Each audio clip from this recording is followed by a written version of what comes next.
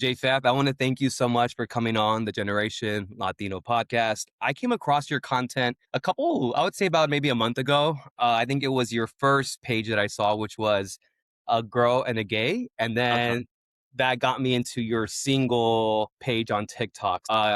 If you can explain to my audience what started your first channel and then what you do on your second one. And once again, thank you so much for being on the podcast. It truly means a lot to me. But go ahead and introduce yourself.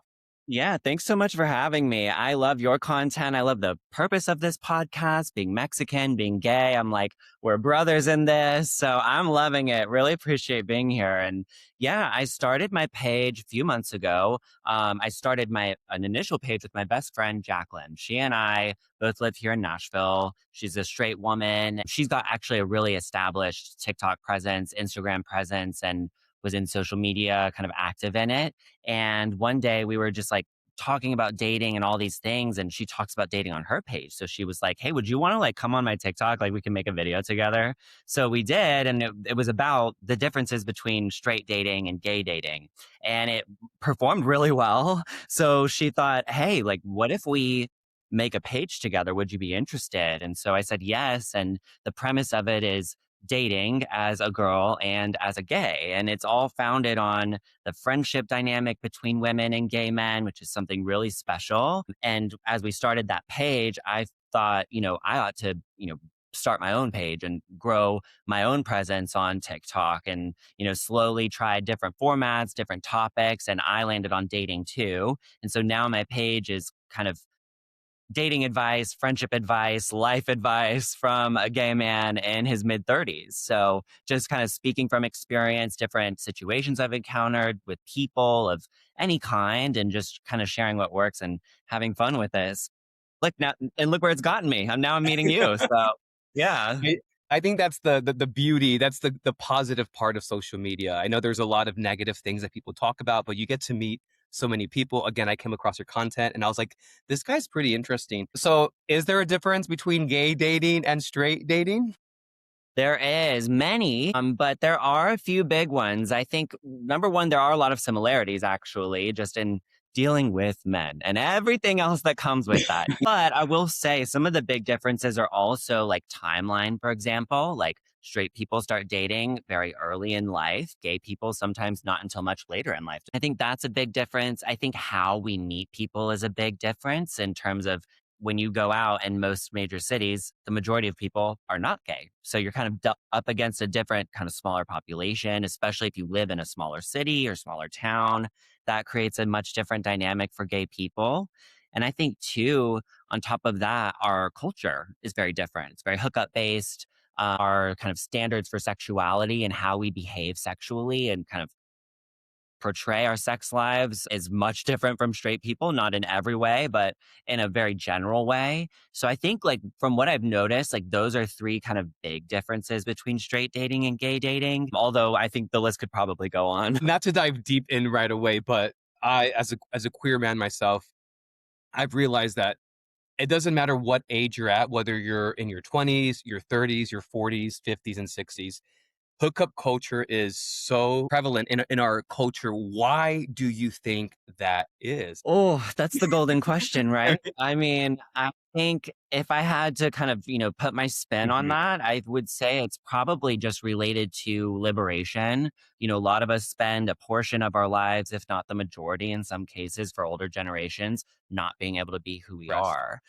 Compound that with, you know, just the promiscuity of men. Yeah.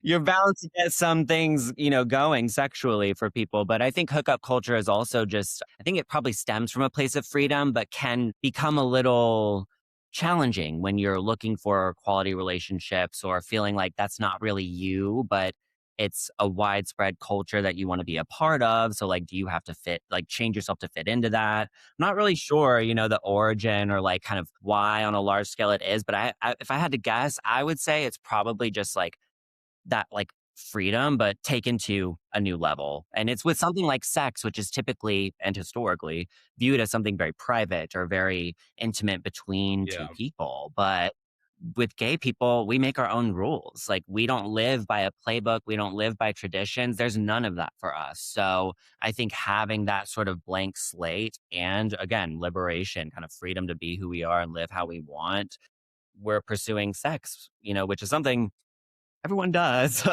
but it's in a different way or on a different scale. So yeah. I think from my experience too, I think that there's gay men who are suppressed.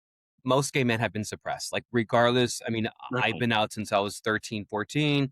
So I didn't have to suppress much growing up. I was able to, get the Spice Girls CD if I wanted to, or the Britney or the boy bands or whatever I wanted as a child, I was able to get. I think Yeah. that there's some psychology behind the fact that someone is suppressed at a young age. And then as they get older, they're still kind of suppressed, like their teenage years, and they become an adult.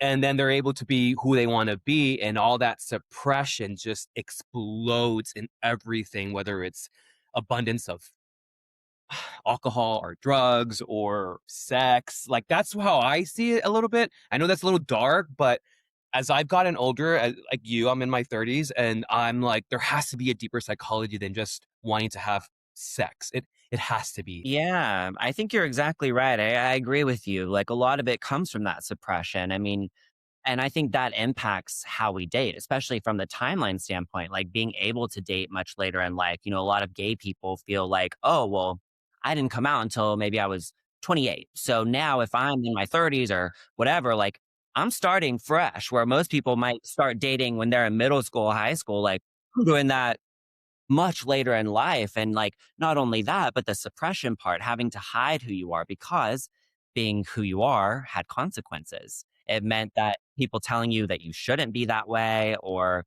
felt dangerous or unsafe, that impacts your ability to accept love and to be yourself because you're taught, kind of, or conditioned is a better word, to think that who you are is not lovable or bad.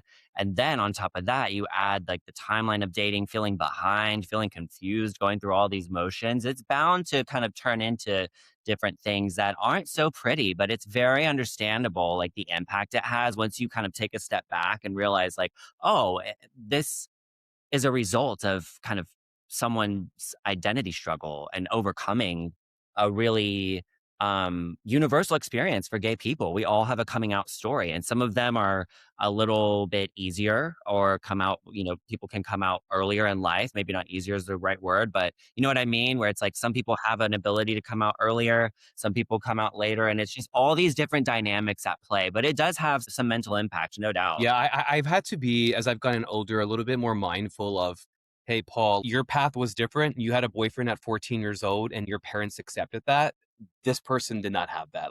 Because I'm like, why can't they just be who they want to be?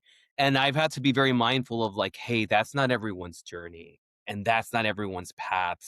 I thought that was normal. I didn't know that that was Yeah. not 90% of other kids my age. Similar to you, I came out when I was 16. I had my first boyfriend at 16. First kiss with a boy on my 16th Oh, birthday. wow. I remember doing that, and it was kind of this twofold dynamic because there was this freedom to be myself and, all of that with my mother. But my extended family elsewhere, um, was not as accepting. And so I had to hide still. So I was like half out to them, half not, kind of, in a way. And so it like was this weird dynamic. And like, and that's also the other thing about it, kind of, it ties back to being gay. It's like everyone's journey and experience is so different. We all hit different milestones. Like, there are some universal milestones, like coming out, like having your first boyfriend, or, whatever it is. But the circumstances are just so vastly different from person to person that it's hard for some people. But once you figure it out and realize, like, hey, like, some situations are kind of like not okay for that, and it takes a lot of bravery and struggle to get there, it's you understand people better. That's very true. Do you think it's harder to date now than it was a few years ago? Oh, I don't know. I don't know if it's harder as much as it is like there's more opportunity for disappointment. I think there's a lot of available routes for dating, especially for gays, like with different apps. Like, we don't have just hookup apps now. We have apps that are meant for dating and relationships. We still have our regular avenues of bars or gay spaces, pride parades, whatever it is, like different places to meet people. But I think having more options to not only meet people, but just like the sheer volume of people that you can encounter makes it difficult because you're up against new dynamics, like, and again, can be very disappointing. Like, you have more opportunities to be like, oh, like if I'm still doing all this work and pursuing all these routes and I'm coming up short, like, well, that's like such a letdown. But in some ways, it could be perceived as harder because now you're dealing with people who are more available. So there's always options. And that can create a grass is greener mindset where you're like, oh, like people don't want to commit because they're worried there might be someone around the Yeah. corner who could be a better match. And so it does create some difficult dynamics, but I feel like relative to a few years ago, the main challenge is just the growing availability. But I think the inter like gay cultural dynamics of like finding a match for yourself that's like someone who really aligns with like all the different points where you can match up with someone for a relationship are still standing. But yeah, for me, I guess the volume is a big difference that makes it harder. But I think also there's just more opportunity for disappointment. And that's part of I guess, the difficulty, you could say. Yeah, I think it's a double-edged sword. I was literally having this conversation today with someone at the gym, and we were talking about dating, and they're like, "There's just so many options now. There is a plethora of options from hookup apps to dating apps to everything, everything." And now it's something doesn't work out, you just go to the next one, you go to the next one. I was just gonna say, I think a lot of times we're looking for the one. We're looking for that right person. But sometimes dating is about filtering out the people you don't match with faster because there are so many to go through where it's like you're not gonna match with everyone. You're mostly going to not match up with some with people, you know? But I think just wanted to kind of add that thought too, where it's like, sometimes you do have to kind of shift your focus to like, okay, I know this person isn't. I know Mhm. this person is not a match. Maybe this person is. This person isn't. Just going through that process faster can sometimes be a more productive way to look at dating, not in a transactional way, just in a like, I'm I know what I want. I want to go find it and let me figure out if this person is a match to that because time is of the essence. We only get so much life to live. And Yeah. so, you want to treat it wisely and, use it judiciously. But yeah, that's kind of another take that I've learned is like sometimes you just got to filter out the no's so you can meet your yes Yeah. faster. I always tell my friends, I know what I want, but more importantly, I know what I don't want, and that Yes. So saves important. me. Like, I always tell people, "You don't have to know what you want, but know what you don't want in your life." Like, Yes, absolutely. Things like deal breakers, boundaries, like things you won't tolerate, won't accept. And you learn a lot about what you do want as the inverse of those things. Cause sometimes you can be open, you'd be like, you'll date someone and think, oh, that maybe not be originally what I thought I yeah. wanted, but this is worth a try. And then you end up, things happen, you learn, you apply it to the next one. Like it's kind of good to look at it from both angles. And I think you're exactly right. Cause sometimes, like, when you sit down and think about it, you're like, what do Yeah. I want? Like, I don't know. But what I don't want is, someone who's a bad communicator. I don't want someone who is going to be dishonest with me. I don't want a guy that's going to treat me badly. So I tell people focus on the things that you do not want versus what you want, and that will Yeah. get you a little further. Like, if you are trying to answer that question of what do I want, like sometimes thinking about what you don't want really does reveal it, just like you Yeah, said. I agree. Part of being in the queer culture is emotions are high. You're dealing with people who haven't dealt with trauma or haven't dealt with maybe broken relationships. What is something queer men struggle with emotionally that nobody really talks about? I do think it hits on what we talked about earlier a bit, which is the ramifications of coming out and having to hide yourself that really can delay your ability to date, but also to be loved. It's really difficult to accept yourself and to accept love from other people when you are so used to being told it's wrong or hearing that it's wrong, even though it's not wrong.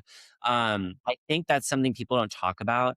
I think also what I've learned just from like some research and conversations I have is I don't know if this answers your question directly. So if it No, doesn't, no, I no. can switch Go up. ahead. But like, I think, the questions like, what do people go through, gay people go through emotionally that most people don't talk about? And I think it's like loneliness.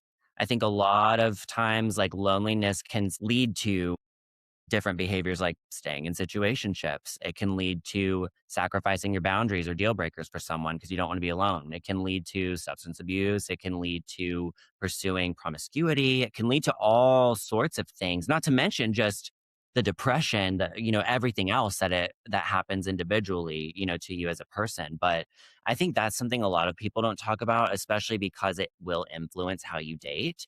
Your ability to be happy and to live your life and feel independent and live from a place of abundance and excitement and opportunity, like that's hard to do if you feel lonely. It's hard to do if you feel depressed from being lonely and whatever else that leads to. Yeah, I would say that's probably it. And tied into that, I think too, is emotionally like because we feel so lonely, I think a lot of us actually want monogamous relationships. I think that partnership and that companionship are really valuable to most gay men.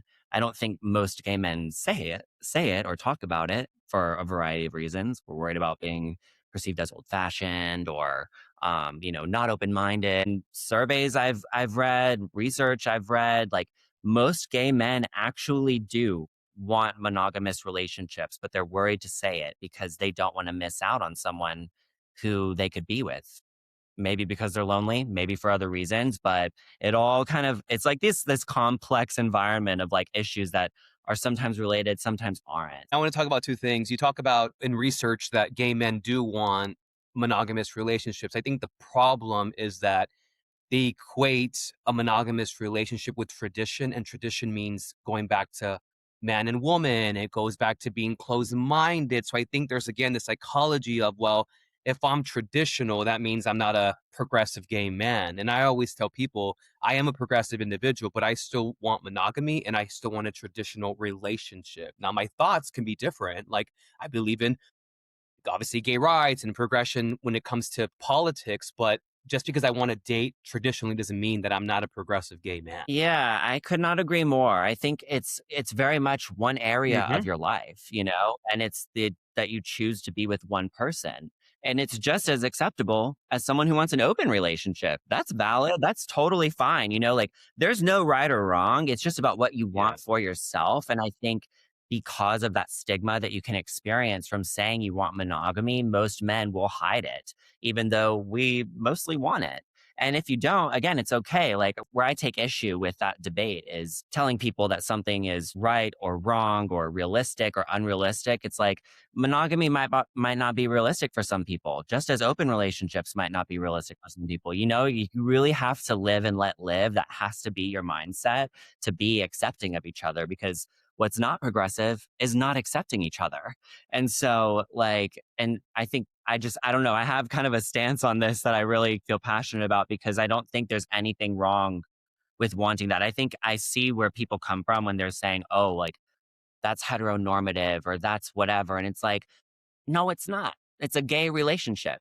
And it's up to us to make the rules. And there's nothing wrong with pursuing what you want, like just like in any way that Yeah. looks like. So, my take on it. No, I love that. And I think people misunderstand me when I talk about me not wanting to be ever in an open relationship. I'm not judging anyone who wants to have sister wives and four boyfriends. I'm not judging them.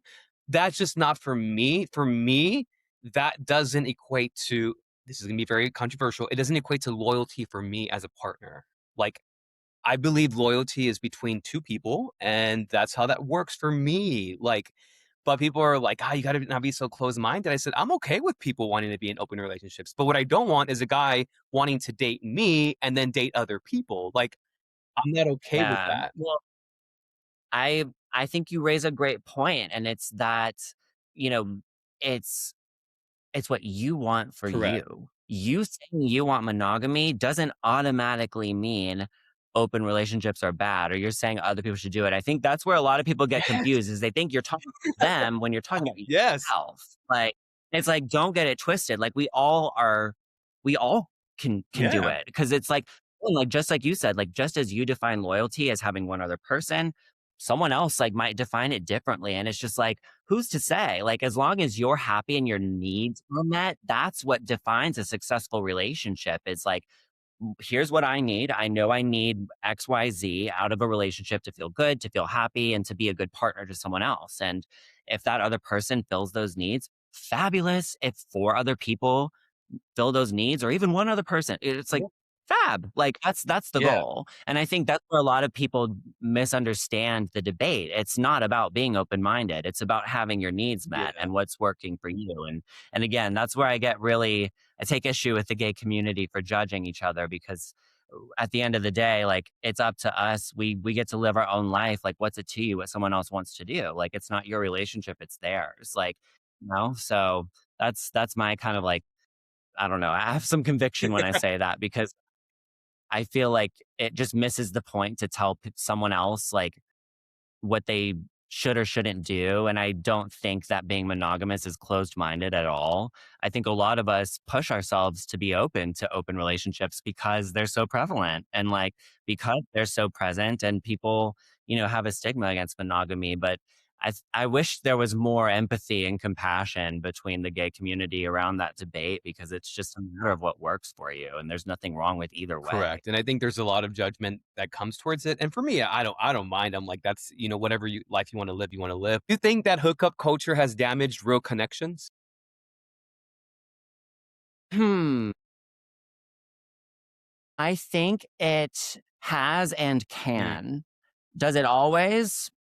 No, but I think it influences it, no doubt. I mean, when you are trying to find a partner who you feel safe with and meets your needs and all these things, and there's like trust involved, and sex and hooking up kind of can interplay with that, I think it can be damaging in that it can impact trust. Like, is someone going to go behind my back, uh, or is my boyfriend looking at someone else? Like, if you're insecure, feeling jealous, like, I say that because that's what I struggle with. Like, just being upfront, like, I think it can have that impact. But I wouldn't say it's like impossible to overcome, because I know a lot of gay couples who are very happy, very sound in their relationship, and hookup culture doesn't really impact them.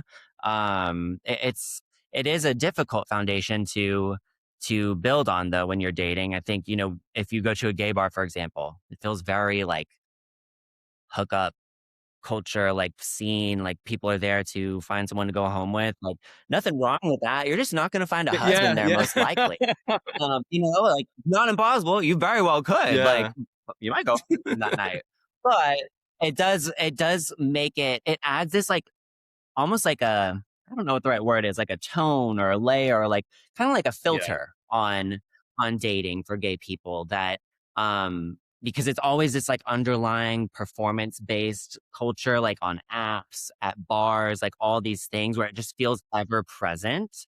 And so it can be hard to find spaces where you can meet men where it's not performance based, where it's not about how hot are you, how rich are yeah, you, how cool are you, how noticeable or visible are you? It's just about having genuine connection. So from that perspective, I think it can be hard. Like, even you think about like Grinder, for example, hookup app. But people want to use it for dating. But if you're trying to use it for dating in a space where hookup is more prevalent, makes it challenging. So I think in that way it can impact real connection. But it just depends on how you look at it. Like, I feel like someone in an open relationship probably would not really think about it as damaging, because they connect with someone, and hooking up might be just part of their relationship norm. Whereas maybe for monogamous people, it might make it a little more challenging, or feel just a little bit more unsafe. But it kind of depends on, I think, your reaction to it, or where you find yourself within it all. no, I agree with you. Do you think that it is harder finding love or maintaining it? I would say maintaining. This is one of my stances on dating, is that it's very easy to attract. It is very much harder to keep. Like, it's those initial phases of dating, of meeting someone, like when you find someone and you click with them, it's very natural. Like, that's the easy part. People always say like, "Oh, it's just so easy. It's whatever." And like, it should be. It should be. It's exciting. That's the front end. But then when you move to the next level of a relationship, which is Yeah, commitment, that's where it becomes hard, because that's where it's focused on your needs and your personality, and whether you're a true match for each yeah, other. And so I think from that perspective, like, it's harder to maintain. It's like, even if you equate it to a saying like, "Oh, it's easy to get to the top, but it's yeah, harder to yeah, stay there." It's like same with a relationship. Like, it can be easy to get into a relationship, harder to keep it around just because you have to deal with the realities of another person and what they bring to the table and what you bring to the table. It's a lot to process and it's not easy. So I would say it's mostly on the maintenance side. Do you think that people give up too easily when they're in relationships? My personal opinion is no. In some ways, like maybe people get too Yeah. comfortable too easily, but I think that's a small percentage. I think most people stay way too long. I think most people struggle with not knowing when to leave or when their boundaries or deal breakers have been crossed. They might know it, but not be brave enough to act. I feel like I've more often heard, and this is just my No, yeah, personal yeah, experience. I yeah. have no whatever. But like from my perspective, I think it's like what was I gonna say? I think most people are wondering when enough is enough to leave. And they know how to maybe have a boundary in mind, but not how to stick to it. It's really hard. Like it's not easy. It's very uncomfortable and breakups can come with a lot of weight and baggage, especially if you live together or, have like this There's enmeshed kids life. But involved. I think yeah, I don't think people have trouble staying. I think they mostly have trouble knowing when to leave, unless they're an avoidant person, in which case they absolutely know how to go. I've always disliked the quote, like, "Oh, cheaper to keep her." Like, they throw that quote gets thrown around a lot. And I'm like, I think your peace of mind is so much more important than keeping anyone in your life that's causing just heaviness. Um, but speaking of, whether it's harder to fall in love or maintain, what is the difference between attention and genuine interest? Yes. Well, number one, I agree with your peace statement. I think a lot of us forget that like we are like the most important people in our own lives. You're the most important person in your life. I'm the most important person in my life. That applies for everyone. And understanding that how you spend your time is a permanent investment. You don't get time back ever. So like staying in a relationship can waste it. But going into your question, attention versus like interest. I think this is a big one because like even you and I were chatting right before Yeah, the yeah. episode. It's like, you can say hi, hello to someone, and that's attention. That doesn't mean you want to date them. Like, and I think, even when you get into dating where it's like maybe there has been some interest expressed, like attention can look like things like texting you every now and then, but never making plans. Giving you a compliment, but not something really surface level. Whereas like interest or intention is like checking in intentionally every day or seeing how you're doing just because, not because they want anything out of you. Like it's just purely to get to know you. Or even when you're having a conversation, they remember things about you. They intentionally kind of commit things to memory and want to get to know you and what's valuable to you. So I think like when it comes to attention, it's very kind of surface level. It can look like time spent together or how long you've known each other, but that doesn't mean depth. Depth is where you get the interest part, where people are taking action on the words they say. So they might text you about meeting up and then they make a plan, Yeah. or they like have a conversation with you, but they remember the thing you said and they check up or follow up on it the following week because you said you had something important going on. Like those to me are better signs of intention and interest, which again is not a surface level. You can be getting both at the same time, no doubt, but they are different. No, I agree. There's a book called The Four Agreements, and one of the Hmm. agreements is being impeccable with your word, which means follow through with what you're saying. If you like someone, show that you do. And I think people have a hard time sometimes with with letting people know that they're interested and what that looks like. And bare minimum sometimes is they think that's enough. And for me, on the personal side, when I'm dating, and I'm obviously single, but I get so easily turned off when people are not impeccable with their words and they don't follow through. I mean, it can go from like I'm so into you to like the biggest it when it comes to not being impeccable with your words. But what are your thoughts on verbiage? Yeah, I mean, that makes two of us in terms of like it being an ick. Look, there's like something to be said for Yeah. consistency. When someone does what they say they will, that builds trust. Like that lets you know they are reliable.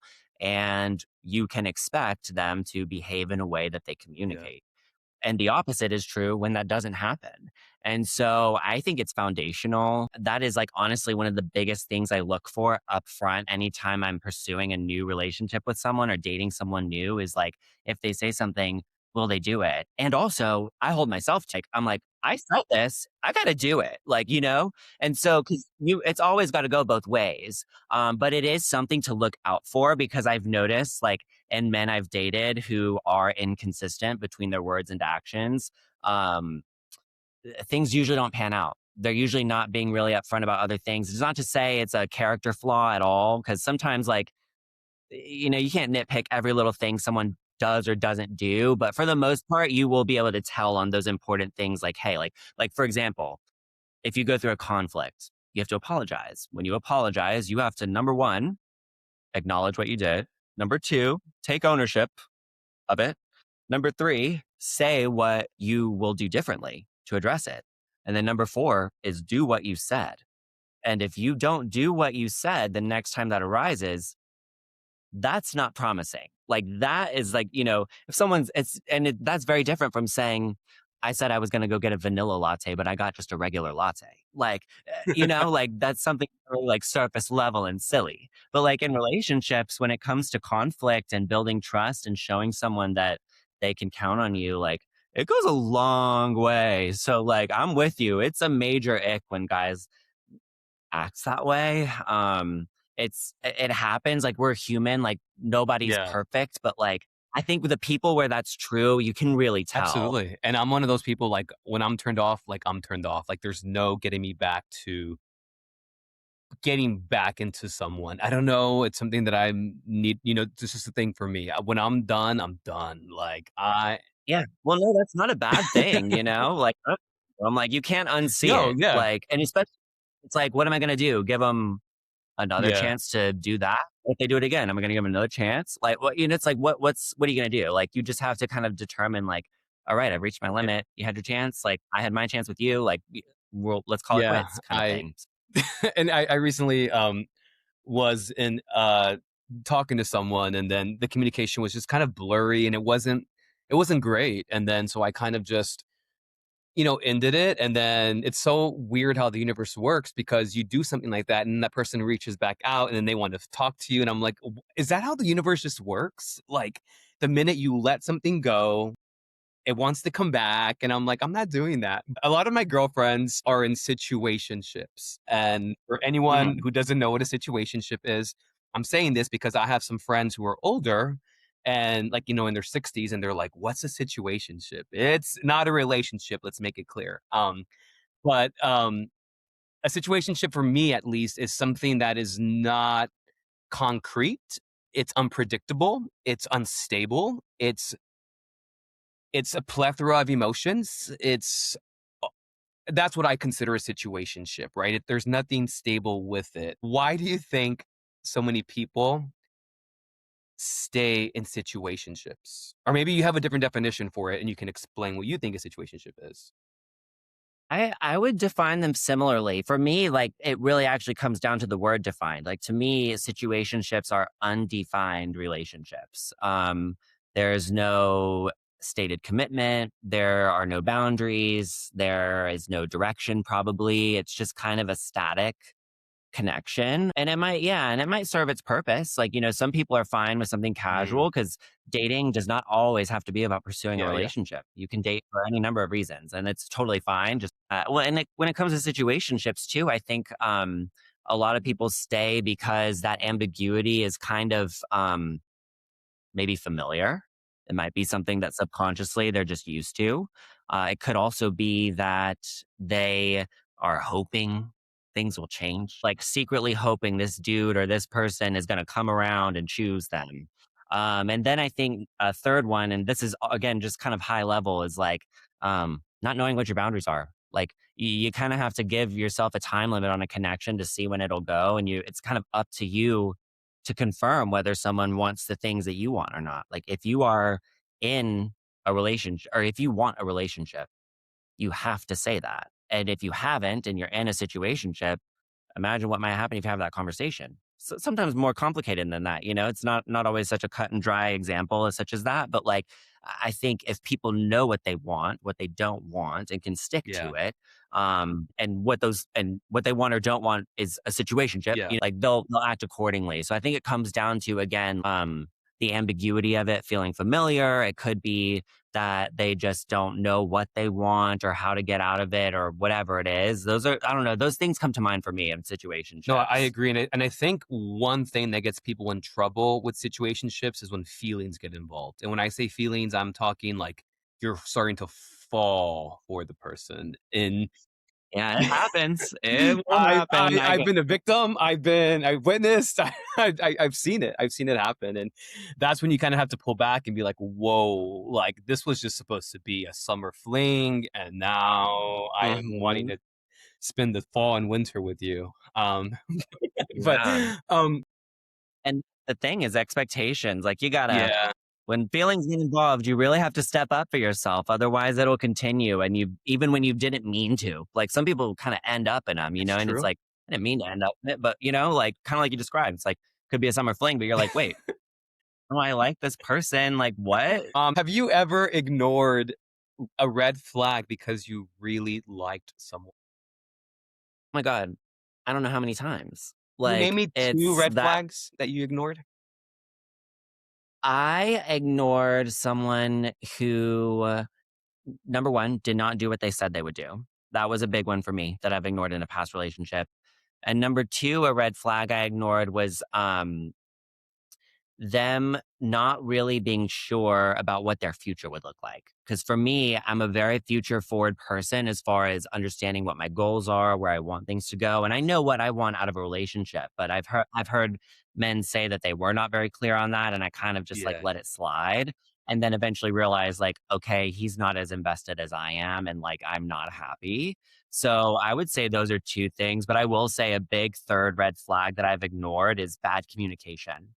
Like, when you are in a relationship and you have serious conversations, like, not only do you have to be upfront and honest, but you really have to try to understand each other. That's what is gonna make for a productive conversation, is your ability to ask questions and listen to someone so that you understand where they're coming from. Not agree or Yeah. disagree, just understand. And they need to be able to do the same.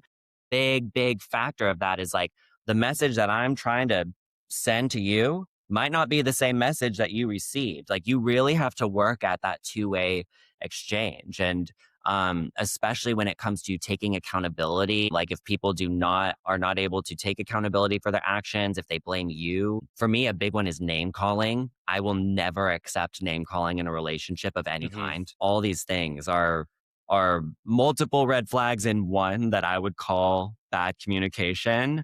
But that's one I've ignored mostly when I was younger. Now I'm Yeah. too old to give a Do shit if someone can't do those things. I'm like, okay, people still name call? I have witnessed it. I have witnessed it. Wow. Once again, thank you so much, Japheth, for being on. I appreciate you.